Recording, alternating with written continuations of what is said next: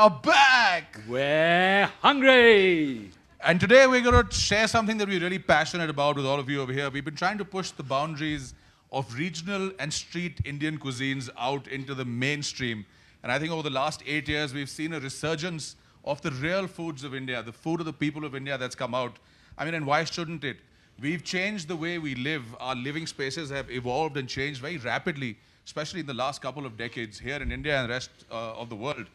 The way we clothe ourselves, what we wear, the fabrics, the cuts, the designs, it's again changed very rapidly. What has not changed, and I'm only talking about India when I say this, is perhaps the way we eat our food. We have a glorious food heritage, and we have to try and capitalize on it. We have to try and preserve what we've got, and that's hopefully what we're going to be able to do through this little talk, at least for some of you over here. So Indian food, it's hot, it's spicy, it's creamy, it'll burn your mouth, it's very hard to digest, it's very complicated to cook. Really? We told this gentleman, this is Rahu, he's an Indian demon, he's Indian. Look how surprised he was at this description. So through this talk, we hope to be clear some of the many misconceptions that many people have about the many things to do with Indian cuisine. And speaking of many, let's start with the many number. India has 1.27 billion people. That's many. India has 22 official languages, but we also have 780 other languages, 1,600 dialects, and 86 scripts. That's many. Could I have the next photo, please? So all these are Indian. Now, with that many scripts, that many dialects, and that many types of foods, it's entirely possible that many of these people wouldn't recognize each other's food if they saw it. And with 86 scripts, sometimes they landed up in somebody else's state, they probably won't even be able to read the menu. So, what is Indian food? India has... We've actually been traveling now for over 8 years. We've traveled 120,000 kilometers on Indian roads, and if you go from here till Guwahati, you know what a challenge that is. We've also eaten at over 2,000 eating establishments on this country. We've eaten over 7,000 different kinds of recipes or dishes, as we like to call them. And we have eaten possibly more regional food than anyone else alive in India. So, for example, each one of us has eaten over 2 tons of regional food in the last 8 years. If you have difficulty visualizing that, that's about half an elephant each. Some of us look it. Some of us look it, and some of us are just slim. But that's thank God and nature for my true good looks.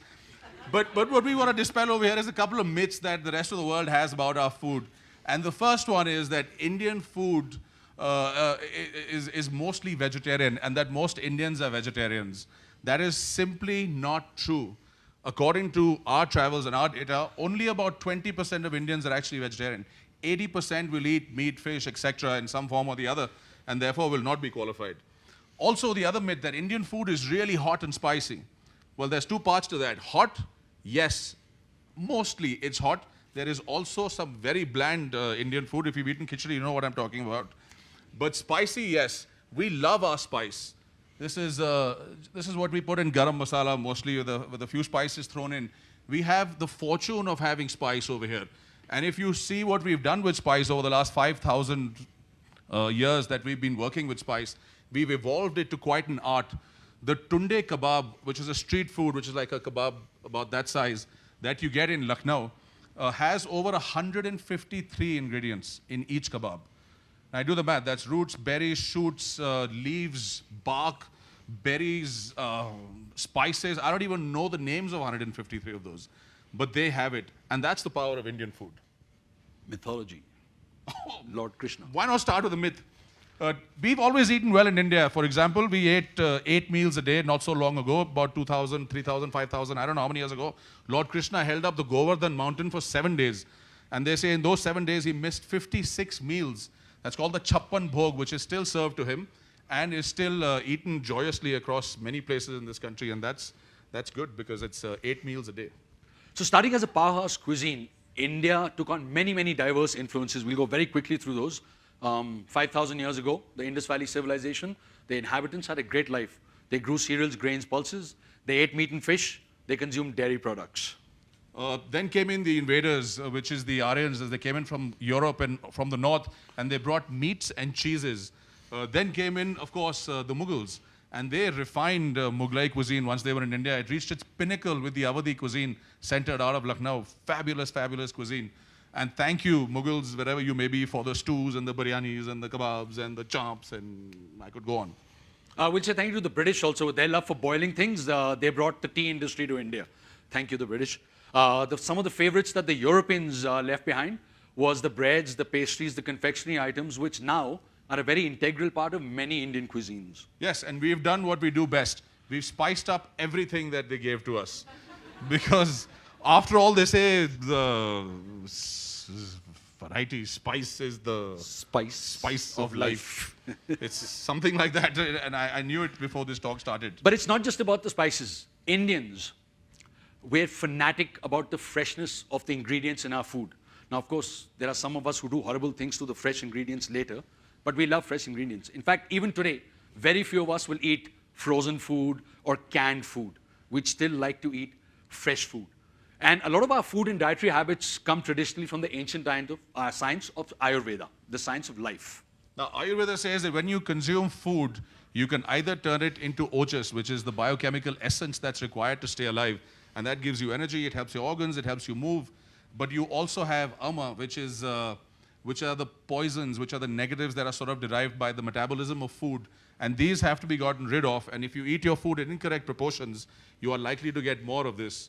And therefore, to be able to settle all of this, you will see typically every Indian meal, wherever it is across this country, will have a mixture of all the 6 tastes that Ayurveda describes, which is sweet, sour, salty, bitter, pungent, and astringent.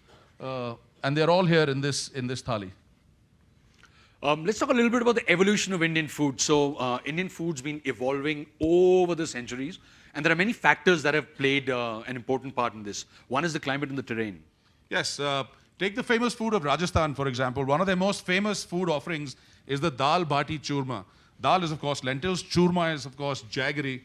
And the bhati, it's a dough ball which is slow roasted over a camel dung fire.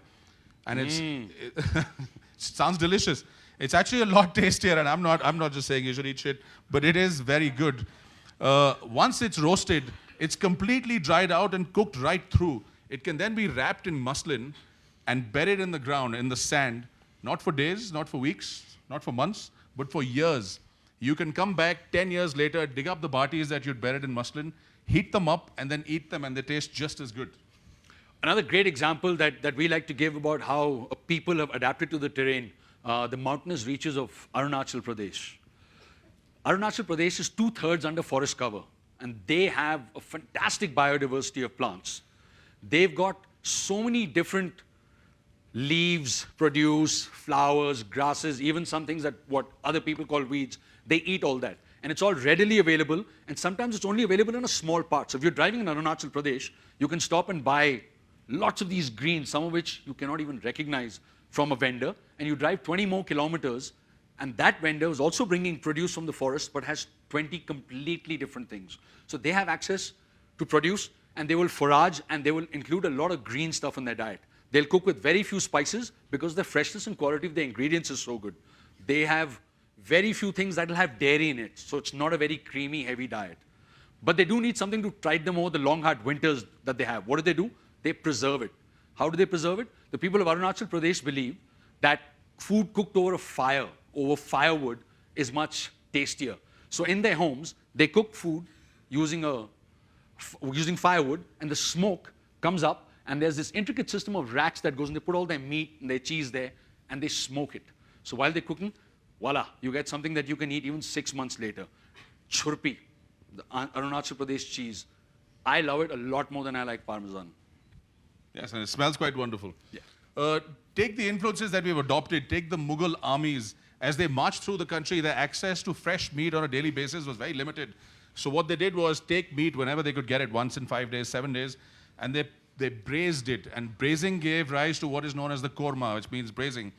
They also added a huge amount of spice into it, primarily to conserve the meat so that it can be eaten over days. The breads were made fresh for every meal, and you just dipped into these giant cauldrons that they carried in bullock carts. And that's how we've always done. We've always adopted everything that has brought us, that has been brought to us from outside influences, and we've made it uniquely Indian. And that's the strength of our cuisines. And there's an important lesson in that for everybody over here, in fact, everybody in the world.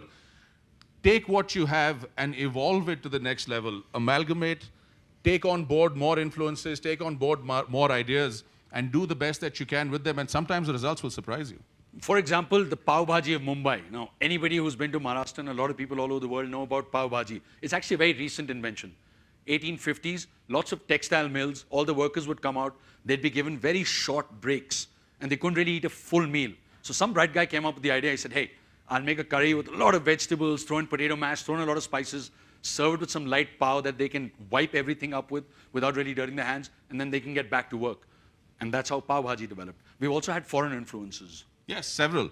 The west coast of India has been trading with the Arabs for the last 2,000 plus years, with the Persians, and a lot of unique cuisines have evolved. Take the Maplad cuisine of northern Kerala, for example. It's an amalgamation of Arab and Kerala food influences, or the Bhatkali cuisine centered out of Bhatkal in North Karnataka. And this is what a typical Bhatkali cuisine looks like. If you look at the hummus, which you can recognize, which is back over there, some of the kebabs, which are very familiar, again, low on spice. Now, it's a humid, hot region, so salt goes up in a lot of the diets in Indian food. You'll find them extremely salty. It's because of the humidity and the amount of sweat you lose that you want to recompensate the salt in your body by having higher salts. And red chili and salt is something they do wonderfully well. They also have a noodle biryani, but I don't want to talk about that at all. Not everything is good. So great. Now, we're all experts. We're all superstars at a dinner conversation that involves Indian food. We can speak very knowledgeably about it. But here's the challenge. How are we going to tell the rest of India and the rest of the world about the diversity, the beauty, the sheer magic of Indian food? How are we going to do that? We think an answer to that could be moving from what we call evolution to revolution. And no, we're not talking about putting on a bandana and going and shooting people. We're talking about coming the full circle, going back to the basics, going back to this huge basket of goodies that we have, and looking at some of the old practices to see what we can do. We're not shooting people yet. No, yet. Yes, must qualify that. But what we do have is, it's cooking Indian food, and it's true anywhere in India, is a really refined art to be able to handle complex spices that sort of break down and influence foods in so many different ways. You need to be an artist, a bit of an artist, to be able to actually get a good handle on Indian food. And that's why it takes so long to produce a chef who can make good Indian food. Once you've done that, that is actually just the end of your education. Most of you over here are educating yourselves to go on and make careers for yourself and get ahead in life. But the end of your course is not the end of your career, it's only the beginning. And that's what we want to say to the chefs out there. Take, for example, one of our friends, Gagan Anand, who runs a restaurant called Gagan in Bangkok, one of Asia's 50 best restaurants, and a lot of people say possibly the best Indian food in the world today. And here's one of the dishes that he's done. Now, it looks absolutely beautiful. That's always a problem with presentation of Indian regional foods. They could be made to look prettier. And that's a lesson we personally subscribe to all the time. These are our best clothes, and we've taken great care of our appearance today. But here's a really great example. This is a lamb chop. It's a simple Indian lamb chop that you'll find cooked in a tandoor, which is an earthen vessel with a coal fire or a wood fire below it. And what they do is put the meat in there, and just at the right time, when it's completely cooked but not burnt, when it has a nice layering and a crust, they take it out and they serve it. But Gagan's moderated a little differently, because his belief is from the past, we evolve into the future. So Gagan says explore the past to innovate the future. We call it revolution because it's much easier to say that. Yes, I remember that word. Yes. So when you explore the past, you come out with the lamb chop, and when you reinvent the future, which is critically important for everybody, in fact, to keep changing and upgrading, you come up with a dish like this. The lamb chop itself has been marinated in the spices, and it's been cooked as a sous vide. So you wrap it up in a vacuum, in a case, in plastic or anything else that provide you vacuum, and you put it into a bath, which is kept at a low temperature, let's say 60, 70 degrees, and it's allowed to cook for 24, 48, 72 hours.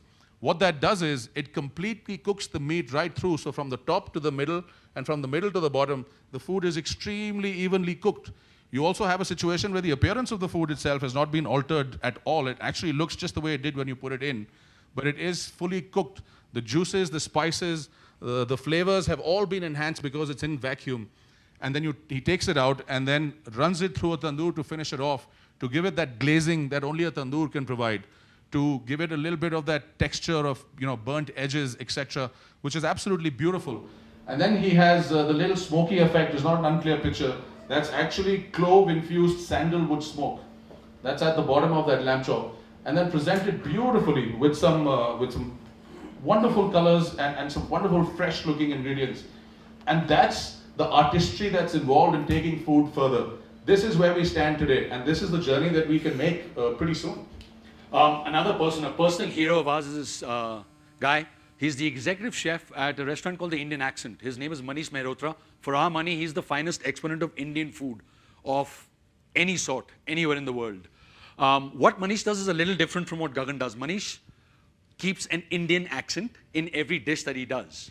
So you could have something like a foie gras galavati when you go to eat at Manish's. You could have a naan filled with blue cheese. He'll take the characteristics of something like a cuttle, a jackfruit, and he'll make what looks like a pulled pork taco. Another great example is, if you could just, this. Now look at that. That's a traditional Indian dish. It's called dal gosht. It's mutton with lentils. Traditionally, it was served to soldiers and laborers because it gave you a lot of power and a lot of energy. But they used to step up to this giant container that always had meat and dal bubbling into it, and they would all be served. They'd go back to work. Not the prettiest image. This is what he's done with it. It's exactly the same ingredients. It's just that he's presented it very beautifully. He's tried to balance all the textures. There's crunchy, there's fried, there's the dal. He's basically doing everything he can to make the first step, the first try of what is perceived by many to be as a very complicated cuisine. He's making the first step easy.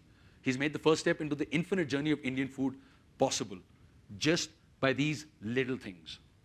So here's our takeaway from this whole discussion.